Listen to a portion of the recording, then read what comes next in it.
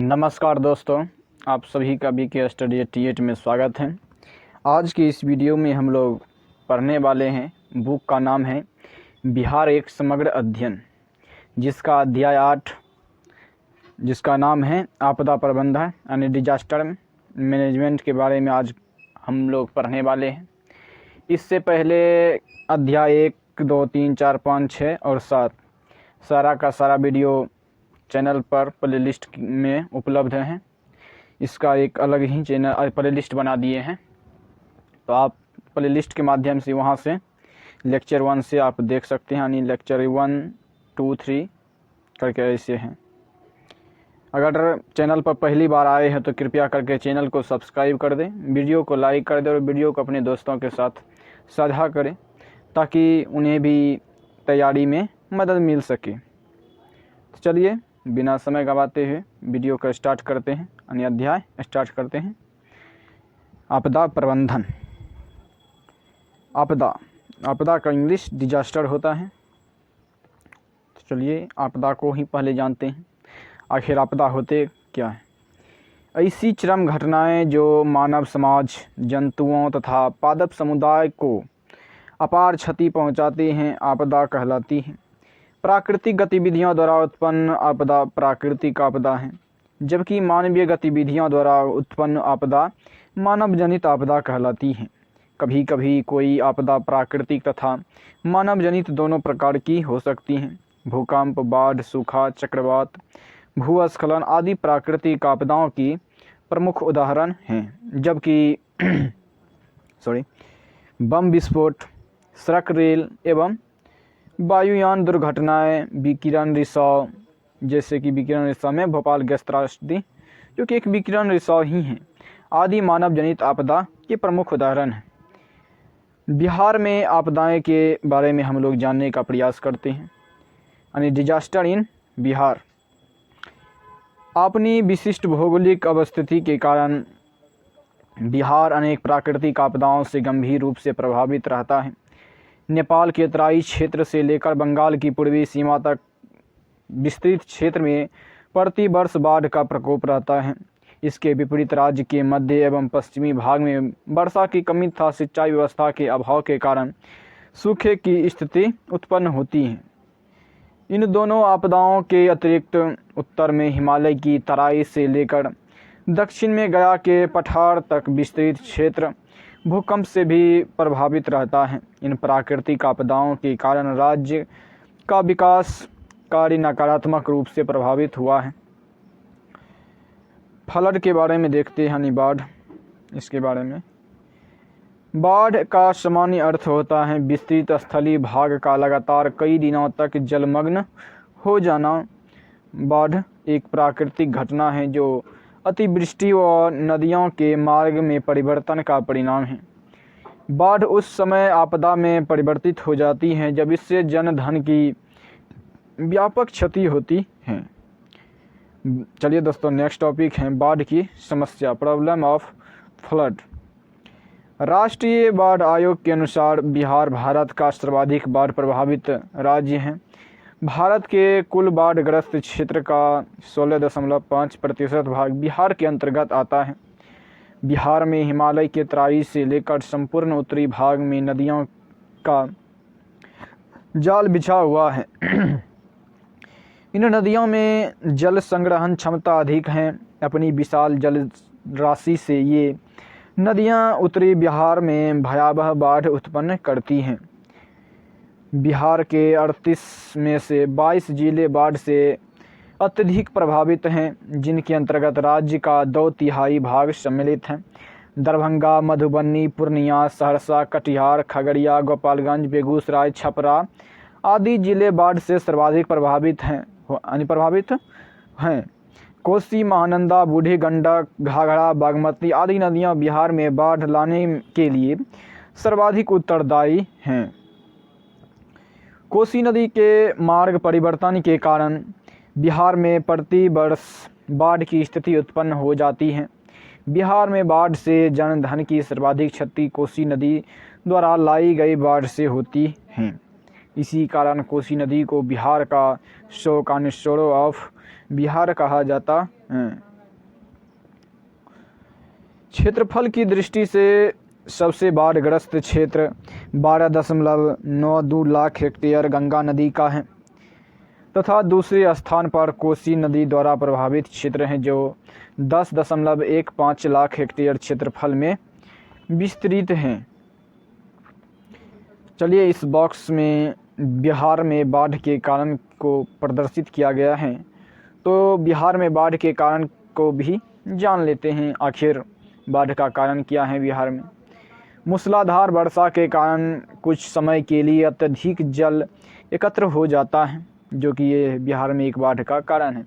दोस्तों, अगर कहीं पर आपको क्वेश्चन पूछा जाता है या फिर आप बिहार के नागरिक हैं, कहीं पर कोई आपसे बड़ा ही आदमी पूछ ले कि बिहार में अच्छा बताओ बाढ़ की क्या क्या कारण है, तो आप इन बॉक्स में जो भी पॉइंट दिया है इनको सही तरीके से अच्छे से याद कर लेंगे तो आप उन सवाल का जवाब दे पाएंगे। तो चलिए पहला पॉइंट देख लिए हैं। दूसरा पॉइंट है हिमालय क्षेत्र में तीव्र ढाल होना जबकि बिहार के मैदानी भाग में मंद ढाल का होना। तीसरा है नदियों की अधिक जल संग्रहण क्षमता। नंबर 4 है नदियों द्वारा मार्ग परिवर्तन। नंबर 5 है मृदा अपरदन से नदियों की तलहटी में गाद का जमा होना, मानव द्वारा निर्मित तटबंधों का टूटना, नदियों का विसर्पण आदि। बाढ़ का प्रभाव देखते हैं। Effects of flood. बिहार में प्रतिवर्ष आने वाली बाढ़ से प्रत्यक्ष एवं अप्रत्यक्ष रूप से व्यापक क्षति होती है, जिसके प्रमुख उदाहरण निम्नवत हैं। नंबर 1 है खरीफ फसलों का विनाश हो जाता है। जब भी बाढ़ आते हैं तो जो भी या फिर बारिश होते हैं, इससे जो भी घास बड़ा होता है यानी खड़ा रहता है वो आंधी तूफान के कारण गिर जाते हैं यानी विनाश हो जाते हैं। मानव जीवन की क्षति, स्वच्छ पेयजल की उपलब्धता में कमी, संक्रामक रोगों का प्रसार। जैसे जब भी बाढ़ आएगा और पानी घटेगा तो वहाँ पर संक्रामक रोग होने का अधिक खतरा बढ़ जाता है, अधिक संवेदनशील हो जाते हैं।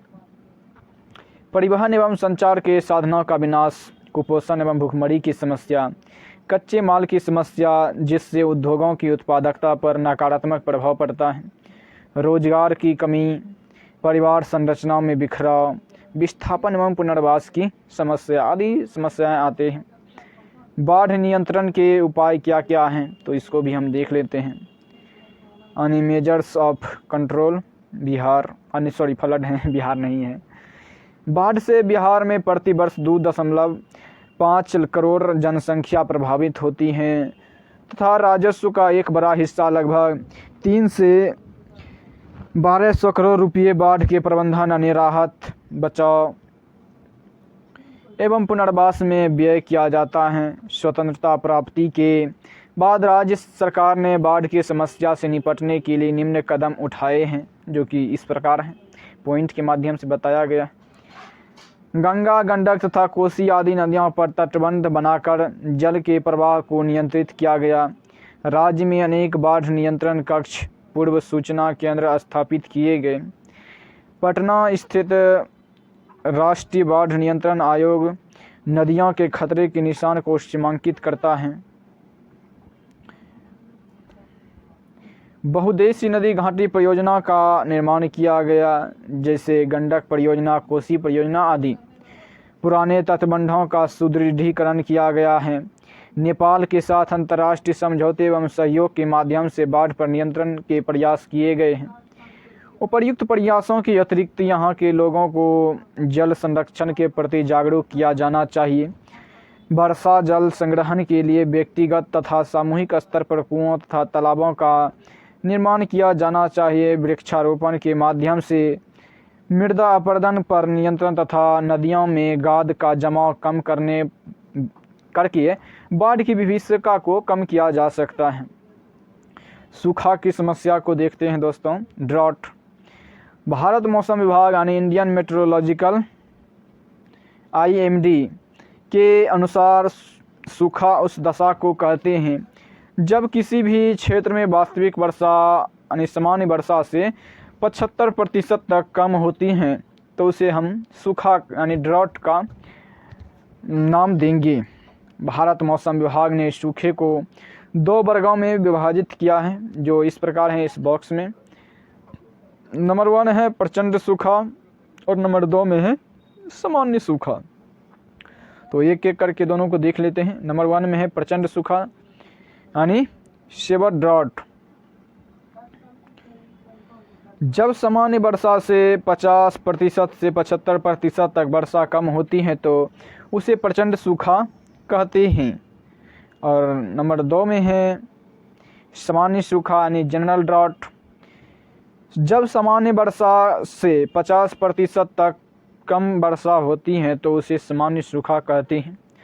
सूखा एक घातक प्राकृतिक आपदा है जिस संपूर्ण भारत का लगभग 35% क्षेत्र तथा 13% जनसंख्या प्रभावित हैं। पश्चिमी राजस्थान, लद्दाख का शीत मरुस्थल एवं कच्छ का रण आदि भारत के सर्वाधिक सूखा प्रभावित क्षेत्र हैं।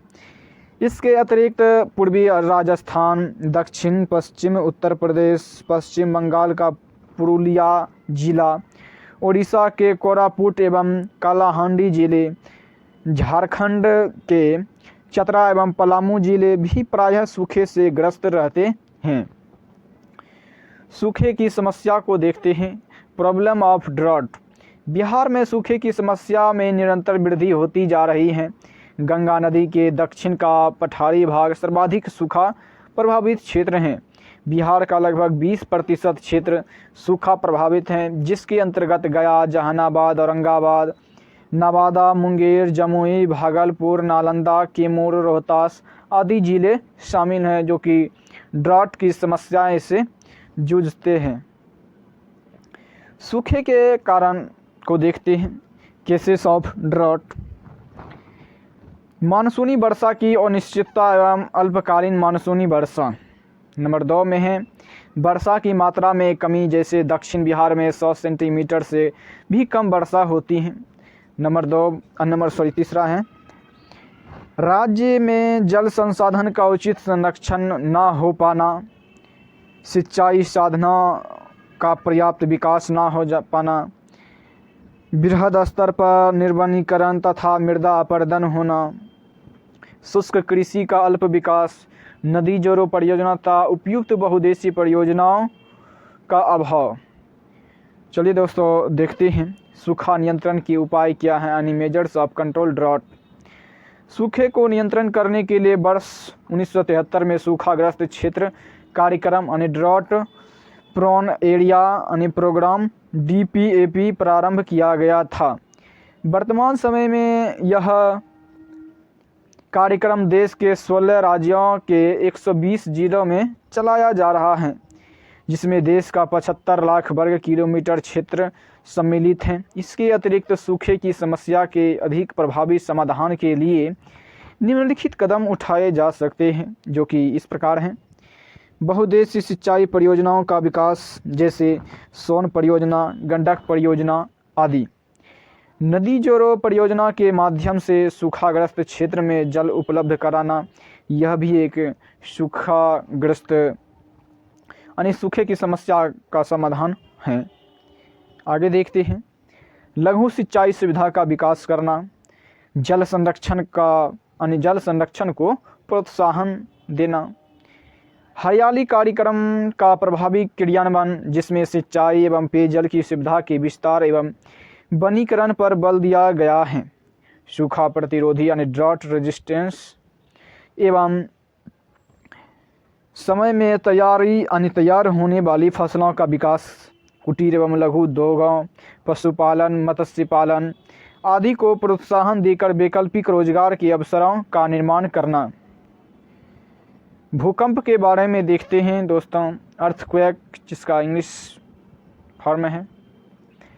भूगर्भीय संरचना और विवर्तनिक क्रियाओं में अवस्था एवं असंतुलन उत्पन्न होने के कारण पृथ्वी में उत्पन्न होने वाले कंपन को भूकंप कहते हैं।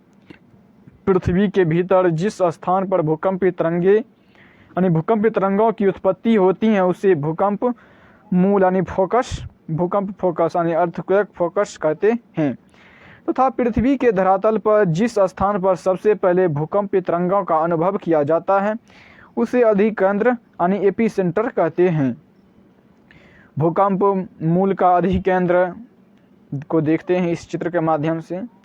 ये भूकंप का मूल हो गया यानी फोकस पॉइंट हो गया, और पहले यहाँ पर जैसे भूकंप का अनुभव किया गया तो ये भूकंप का अधिकेंद्र है यानी भूकंप का एपी सेंटर हो गया। बिहार में भूकंप को देखते हैं, अर्थक्वेक्स इन बिहार। हिमालय के गिरिपदीय क्षेत्र में स्थित होने के कारण बिहार का उत्तरी भाग भूकंप संभावित क्षेत्र यानी अर्थक्वेक प्रोन एरिया के अंतर्गत आता है। बिहार में भारत के 3 भूकंपीय क्षेत्रों सिस्मिक जोन का विस्तार है, जो इस प्रकार इस बॉक्स में दिया हुआ है। बिहार में भूकंप क्षेत्र एवं सम्मिलित जिले को इस बॉक्स में दर्शाया गया है। तो चलिए हम पढ़ते हैं। इस ओर क्षेत्र हैं और इस ओर प्रभावित जिले हैं भूकंप से। जोन 5 में जो भी जिला भूकंप से प्रभावित हैं वो इस प्रकार हैं: सीतामढ़ी, शिवहर, मधुबनी, दरभंगा, सुपौल, मधेपुरा, सहरसा आदि जिले जोन 5 में आते हैं। जोन 4 में चंपारण, गोपालगंज, सिवान, सारण, वैशाली, पटना सहित 13 जिले आते हैं। और जोन 3 में बक्सर, भोजपुर, कैमूर, सासाराम, औरंगाबाद, गया आदि जिले आते हैं। भूकंप प्रबंधन को देखते हैं, अर्थक्वेक मैनेजमेंट। भूकंप की सटीक भविष्यवाणी करना तथा भूकंप को रोकना असंभव है, परंतु भूकंप का प्रबंधन करके इससे होने वाली क्षति को अवश्य कम किया जा सकता है। भारत में भूकंप प्रबंधन के लिए निम्नलिखित उपाय किए गए हैं, जो इस प्रकार हैं। भारत मौसम विभाग द्वारा भूकंप की क्रियाविधि पर निगरानी रखी जाती है। भारत में भूकंपीय क्षेत्रों का निर्धारण किया गया है। भारतीय मानक ब्यूरो के द्वारा भूकंप रोधी भवन निर्माण मानकों का निर्धारण किया गया है। और नेक्स्ट पॉइंट है, भूकंप अभियांत्रिकी यानी अर्थक्वेक इंजीनियरिंग की शिक्षा की व्यवस्था की गई है। और जन जागरूकता के प्रसार के लिए शैक्षणिक अभियान तथा जागरूकता कार्यक्रम चलाए जा रहे हैं। भूकंपीय गतिविधियों और भूकंपीय तरंगों के अध्ययन एवं विश्लेषण की दिशा में अनुसंधान किया जा रहा है। आगे देखते हैं, भारत में आपदा प्रबंधन की संस्थागत संरचना को देखते हैं। केंद्र सरकार ये हो गया, और इसके अंदर गृह मंत्रालय, NIDM national institute disaster management इसका फुल फॉर्म आ गया, NDRF national disaster rescue force NDRF हो गया, NDRF का फुल फॉर्म। केंद्र सरकार के नीचे आते हैं राज्य सरकार। राज्य सरकार के अंतर्गत आते हैं राज्य आपदा प्रबंधन प्राधिकरण अध्यक्ष, जो जिसका मुख्यमंत्री होते हैं, और राष्ट्रीय आपदा प्रबंधन प्राधिकरण अध्यक्ष जिसका प्रधानमंत्री होते हैं। इसके अंतर्गत ये आ जाते हैं। और इसी प्रधानमंत्री का राष्ट्रीय आपदा प्रबंधन प्राधिकरण अध्यक्ष जिसका प्रधानमंत्री होता है, इसी के अंतर्गत राष्ट्रीय कार्यकारी समिति भी आते हैं। और राष्ट्रीय आपदा प्रबंधन संस्थान जो कि NIDM यानी national institute disaster management, national institute of disaster management ऐसा ही है, देख लीजिएगा इसका फुल फॉर्म।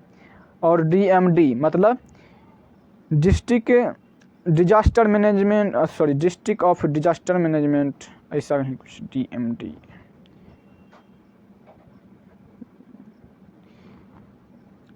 और ये है राष्ट्रीय आपदा प्रबंधन बल जो कि NDRF का टीम है।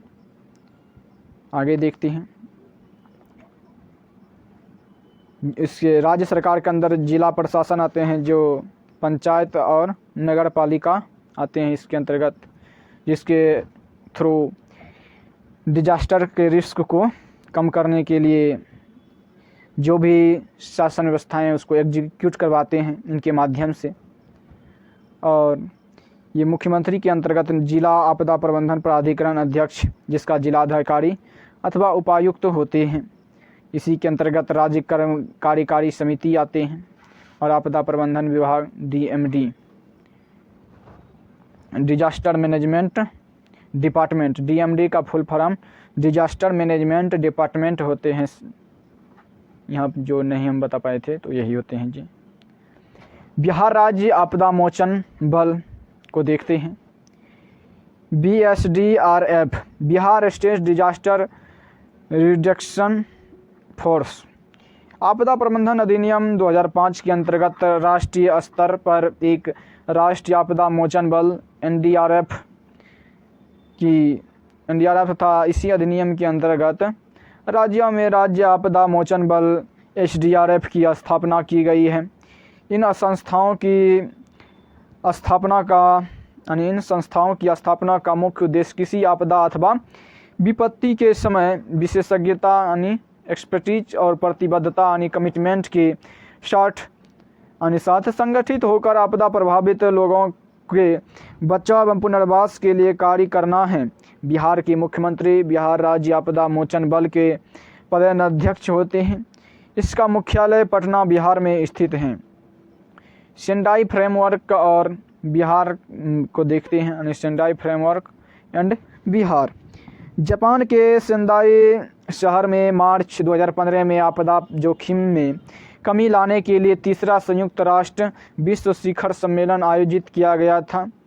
इस सम्मेलन में आपदा जोखिम में कमी लाने से संबंधित 7 प्रमुख लक्ष्य निर्धारित किए गए हैं, जो भारत ने 1 जून 2016 को सेंडाई फ्रेमवर्क को अपनाया।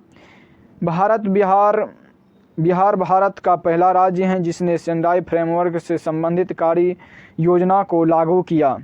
तो दोस्तों, यह प्रश्न पूछा जा सकता है कि भारत का ऐसा कौन सा राज्य है जो सेंडाई फ्रेमवर्क से संबंधित कार्य योजना को सबसे पहले लागू किया, तो बिहार कहलाएगा। सेंडाई फ्रेमवर्क के 7 वैश्विक लक्ष्य को हम देखते हैं।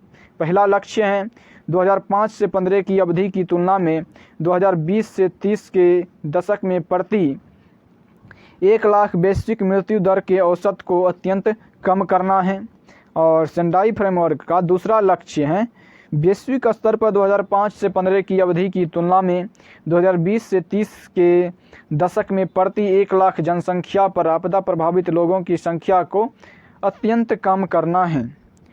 तीसरा लक्ष्य है वर्ष 2030 तक वैश्विक GDP के संदर्भ में आपदा से होने वाली प्रत्यक्ष आर्थिक हानि को कम करना है।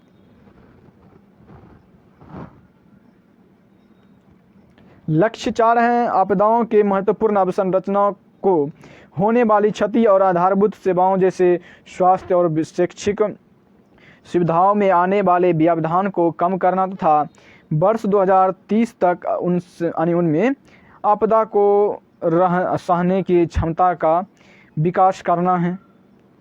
लक्ष्य 5 है वर्ष 2020 तक राष्ट्रीय और स्थानीय स्तर पर आपदा जोखिम को कम करने की रणनीतियां बनाने वाले देशों की संख्या में वृद्धि करना। और लक्ष्य 6 है वर्ष 2030 तक सेंडाई फ्रेमवर्क का कार्यान्वयन करने के लिए विकासशील देशों द्वारा राष्ट्रीय स्तर पर किए जाने वाले प्रयासों हेतु सतत सहायता के माध्यम से उनके लिए अंतर्राष्ट्रीय सहयोग में अत्यधिक वृद्धि करना है। वर्ष 2030 से लक्ष्य 7 है वर्ष 2030 तक लोगों के लिए बहु खतरा पूर्व चेतावनी प्रणाली यानी मल्टी हैजार्ड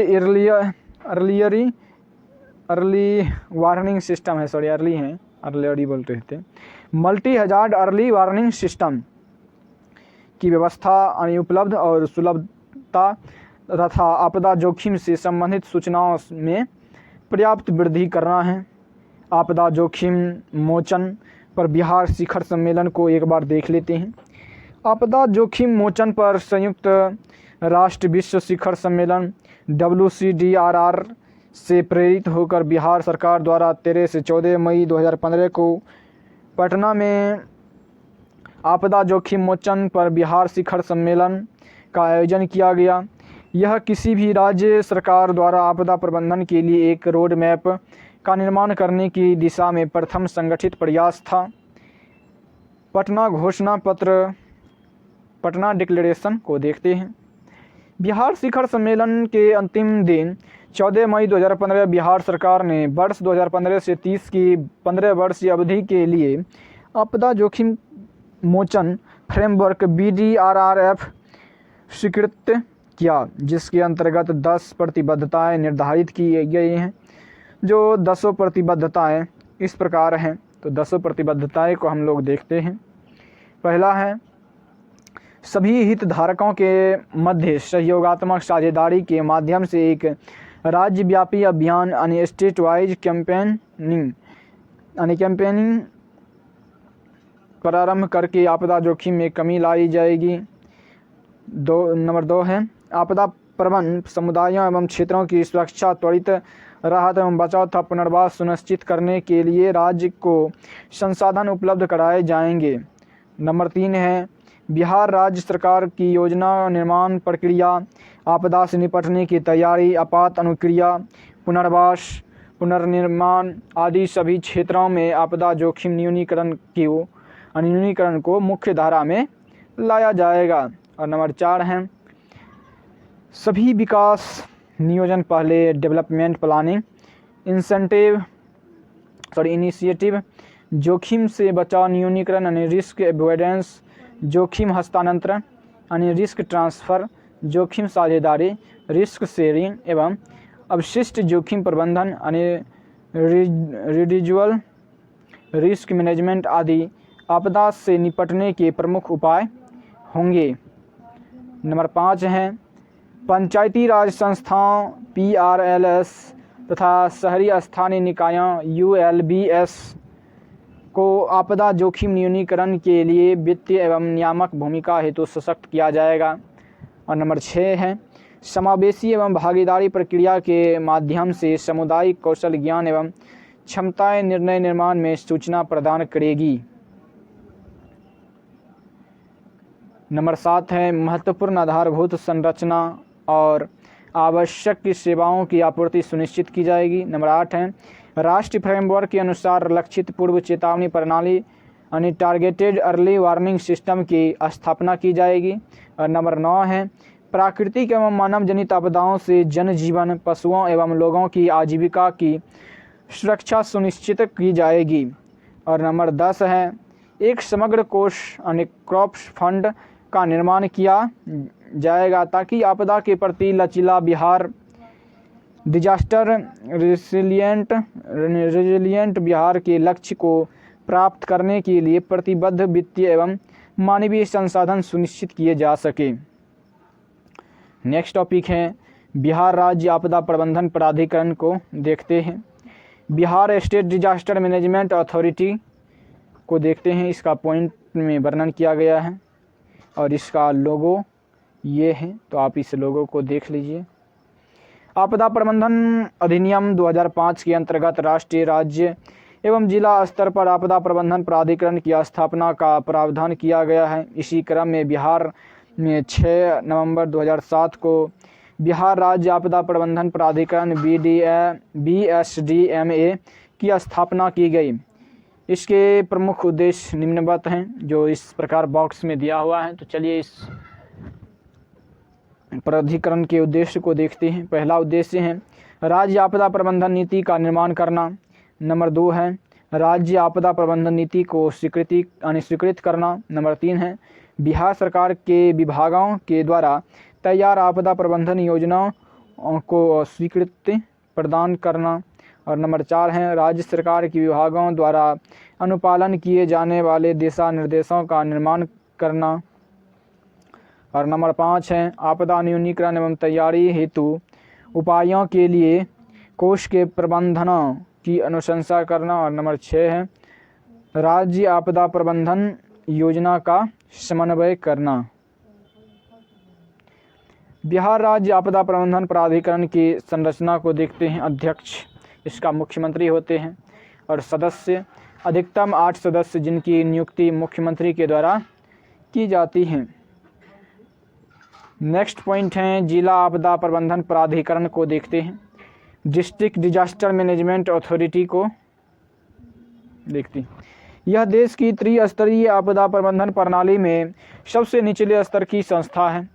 इस प्राधिकरण का अध्यक्ष संबंधित जिले का जिला न्यायाधीश अथवा उपायुक्त होता है तथा उस जिले की निर्वाचित जनप्रतिनिधियां यानी सांसद विधायक इसके पदेन सदस्य होते हैं। यह प्राधिकरण यह सुनिश्चित करता है कि एनडीएमए तथा एसडीएमए द्वारा निर्धारित न्यूनीकरण प्रशमन तैयारी और कार्यवाही उपायों से संबंधित दिशा निर्देश का जिला स्तर पर राज्य सरकार के सभी विभागों और जिले में स्थानीय प्राधिकारियों द्वारा पालन किया जाए। स्थानीय प्राधिकरण यानी लोकल अथॉरिटी को देखते हैं। आपदा प्रबंधन नीति के उद्देश्य के अनुसार स्थानीय प्राधिकरण के अंतर्गत पंचायती राज संस्थाओं और नगर पालिकाओं, जिला और छावनी बोर्डों यानी कंटोनमेंट बोर्ड तथा नगर योजना प्राधिकरणों को सम्मिलित किया जाता है। ये निकाय नागरिक सेवाओं को नियंत्रित व संचालित करने तथा आपदाओं से निपटने के लिए अपने अधिकारियों और कर्मचारियों की क्षमता निर्माण यानी कैपेसिटी बिल्डिंग को सुनिश्चित करते हैं। इसके अतिरिक्त आपदा प्रभावित क्षेत्रों में राहत, पुनर्वास और पुनर्निर्माण गतिविधियां संचालित करते हैं तथा राष्ट्रीय आपदा प्रबंधन प्राधिकरण और राज्य आपदा प्रबंधन प्राधिकरण के साथ मिलकर आपदा प्रबंधन संबंधी विभिन्न योजनाएं तैयार करते हैं। बिहार में आपदा प्रबंधन का क्रमिक विकास को देखते हैं। सरकार की नीतियां एवं कार्यक्रम। आपदा प्रबंधन केंद्र की स्थापना। बिहार राज्य द्वारा राष्ट्रीय आपदा प्रबंधन अधिनियम को स्वीकृत करना, जो कि 2005 में किया गया था, और 2004 में बिहार राज्य आपदा प्रबंधन अधिनियम का निर्माण किया गया और 1978 में आपदा सहायता हेतु पृथक विभाग का भी निर्माण किया गया है। 1934 में मुंगेर भूकंप को बहुत ही भयानक भूकंप था मुंगेर भूकंप, और 1978 का बता ही दिया कि जो कि आपदा सहायता हेतु पृथक विभाग का निर्माण किया गया है। 1988 में बृहत स्तर पर बाढ़ एवं भूकंप को देखा गया है और 2002 में बृहत स्तर पर बाढ़ आया था बिहार में, और 2004 में 18 जिलों में बाढ़ एवं 20 जिलों में सूखा की समस्या आए थे, और 2004 में ही बिहार राज्य आपदा प्रबंधन एवं अधिनियम का निर्माण भी किया गया था। 2005 में आपदा प्रबंधन केंद्र की स्थापना किया गया और 2005 में ही बिहार राज्य द्वारा राष्ट्रीय आपदा प्रबंधन अधिनियम को स्वीकृत भी किया गया था। 2006 में सूखा आया था बिहार में, और 2007 में बृहत स्तर पर बाढ़ फिर आया, और 2007 में ही बाढ़ प्रबंधन सुधार सहायता केंद्र की स्थापना भी किया गया था। 2009 में सूखा की समस्याएं और बिहार राज्य आपदा प्रबंधन प्राधिकरण की स्थापना अधिसूचना वर्ष 2007 में ही 2009 में किया गया था। अधिसूचना वर्ष 2007 था, लेकिन स्थापना उसकी 2009 में किया गया। फिर से 2010 में सूखा की समस्याएं आते हैं बिहार में, और 2010 में बाढ़ पर मानक संचालन प्रक्रिया यानी SOP लागू किया गया, और 2010 में ही बिहार राज्य में राज्य आपदा अनुक्रिया बल का गठन भी किया गया था। 2011 में आग लगने से राज्य में 434 घरों का विनाश हो गया था, तो 2011 में ही पेयजल की कमी पर मानक संचालन प्रक्रिया को स्वीकृति भी किया गया था। 2012 की समस्या को देखते हैं। 2012 में सुरक्षा सप्ताह पहल की शुरुआत की गई, और 2012 में सहायता के नियमों का निर्माण आग, शीत लहर, ओलावृष्टि एवं बिजली गिरने से होने वाली क्षति के संबंध में निर्देश जारी भी यह 2022 में ही इंसेंटिव लिया गया था। ये कार्यक्रम स्टार्ट किए थे, और 2013 में प्रथम राज्य आपदा प्रबंधन नीति स्वीकृति यानी राज्य आपदा प्रबंधन न्यूनीकरण कोष का निर्माण भी किया गया था। कब? तो 2013 में। 2014 में संशोधित भवन निर्माण संहिता लागू किया गया था बिहार में। और 2015 में नेपाल में भूकंप आने से प्रभावित ओलावृष्टि, चक्रवाती और तूफान। और 2015 में ही सभी 38 जिलों पर केंद्रित बहु आपदा प्रबंधन नीति का निर्माण किया गया। और प्रथम आपदा जोखिम न्यूनीकरण पर बिहार सम्मेलन का आयोजन किया गया था। तो कब? तो 2015 में।